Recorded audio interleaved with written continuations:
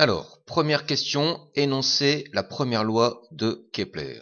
Il s'agit de la loi des orbites. Comme on l'a vu dans la vidéo précédente, dans un référentiel héliocentrique, la trajectoire d'une planète, c'est une ellipse, et l'un des foyers est occupé par le centre du Soleil.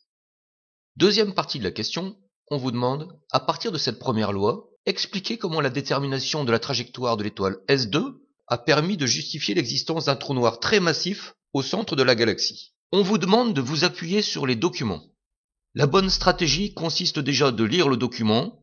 Je vous propose de mettre sur pause 1 minute et de prendre le temps de le lire. Ensuite, de souligner au fluo toutes les parties qui peuvent être intéressantes.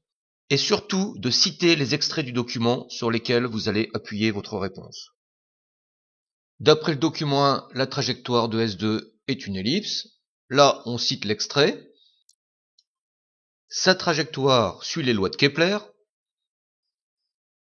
L'un de ces foyers est occupé par un objet très massif, dans un volume très petit, ça ne peut donc être qu'un trou noir. Question 3.1.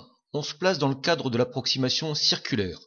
On nous demande de représenter le vecteur vitesse et le vecteur accélération en plusieurs points de la trajectoire de S2. Bon, il y a plusieurs façons de répondre à cette question. On peut par exemple répondre en utilisant la deuxième loi de Kepler.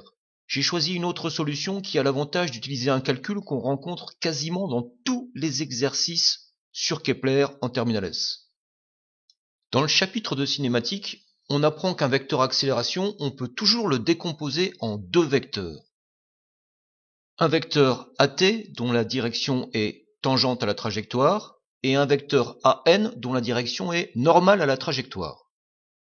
Pour exprimer les coordonnées du vecteur accélération, on utilise alors un système de coordonnées bien pratique, c'est le repère mobile de Freinet.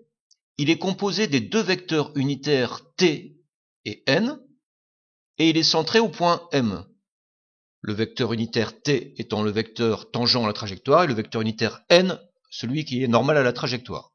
On apprend ensuite que dans ce repère particulier, les coordonnées du vecteur accélération sont V étant la vitesse au point M et R le rayon de la trajectoire. Alors, pour Kepler, ce repère, il va être hyper pratique. Appliquons la deuxième loi de Newton sur l'étoile S2. La somme des forces extérieures est égale à la dérivée de la quantité de mouvement. La masse de l'étoile étant constante, on obtient somme des forces égale MA. Les forces qui s'exercent sur l'étoile S2 se résument en une seule force, qui nous est donnée par la loi de la gravitation universelle de Newton. La loi de la pesanteur est dure, mais c'est la loi. La loi de la pesanteur est dure, mais c'est la loi.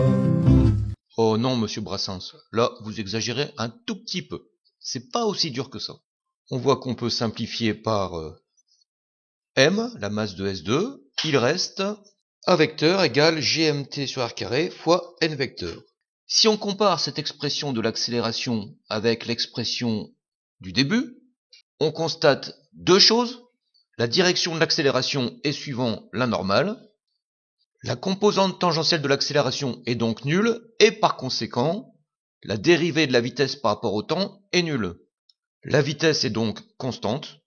Le mouvement est circulaire uniforme. À noter que des fois dans les exercices, la question est tout simplement montrer que le mouvement est circulaire uniforme. Et bien voilà, on vient d'y répondre. Alors, en ce qui concerne notre question, c'est fini. Il ne reste plus qu'à tracer une accélération normale, un vecteur vitesse tangentiel par définition à la trajectoire et de valeur constante. On représente le vecteur V et le vecteur A en 3 ou 4 positions et on a répondu à la question. Question 3.2, on nous demande d'établir cette expression de la vitesse V de l'étoile S2.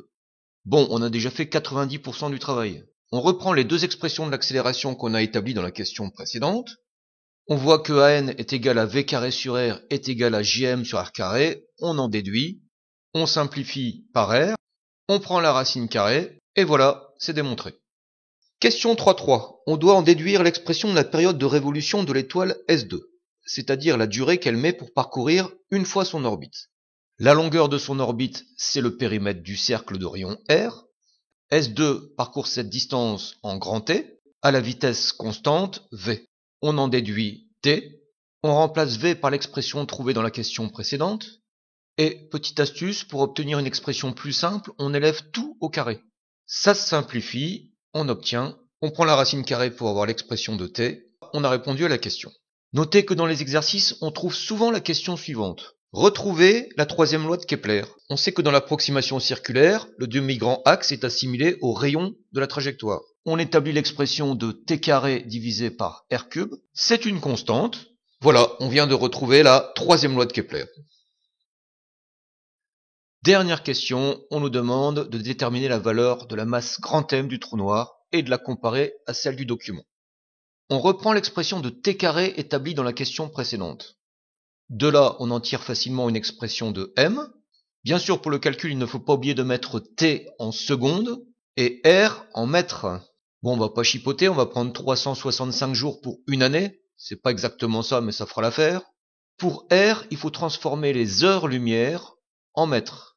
Une heure-lumière, c'est la distance parcourue par la lumière en une heure à la vitesse de 3,10 puissance 8 mètres par seconde. Le rayon de l'orbite est de 132 heures-lumière. On multiplie tout par 132.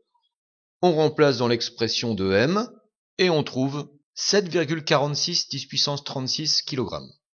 On nous demande de comparer avec la valeur annoncée dans le document 1, qui est exprimée en masse solaire. On trouve que la masse du trou noir central est de 3,7 millions de fois la masse du Soleil. Ça correspond à la valeur de l'énoncé qui nous donne une fourchette entre 3 et 4 millions. C'est fini, on a répondu à la question. Pour conclure, pourquoi on est quasiment sûr que c'est un trou noir au centre de la Voie lactée? Alors ce trou noir, tout d'abord, on l'appelle Sagittarius A. On sait que S2 s'approche au plus près à 17 heures-lumière. 17 heures-lumière, ça fait à peu près 120 unités astronomiques, c'est-à-dire 120 fois la distance Terre-Soleil. À l'échelle de l'univers, c'est une petite distance, qui correspond donc à un petit volume.